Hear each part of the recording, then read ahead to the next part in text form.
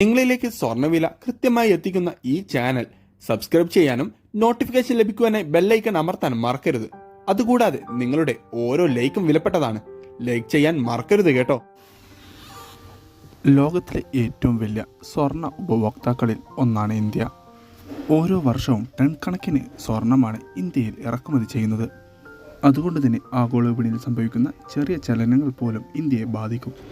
ഇന്ന് സ്വർണ്ണ ഉപഭോക്താക്കൾക്ക് ഏറെ സന്തോഷം നൽകിയ ദിവസമാണ്.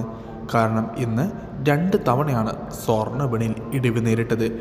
ഇന്ന് രാവിലെ സ്വർണ്ണ വിപണിയിൽ 1 ഗ്രാമിന് 165 രൂപയും ഉച്ചയ്ക്ക് ശേഷം 130 രൂപയുടെയും ഇടിവ് രേഖപ്പെടുത്തിക്കൊണ്ട് ഇപ്പോൾ 22 ക്യാരറ്റ് സ്വർണ്ണവില ഗ്രാമിന് 8,750 പവന് 70,000 രൂപയിലുമാണ് വ്യാപാരം കേരളത്തിൽ പുരോഗമിച്ചുകൊണ്ടിരിക്കുന്നത്.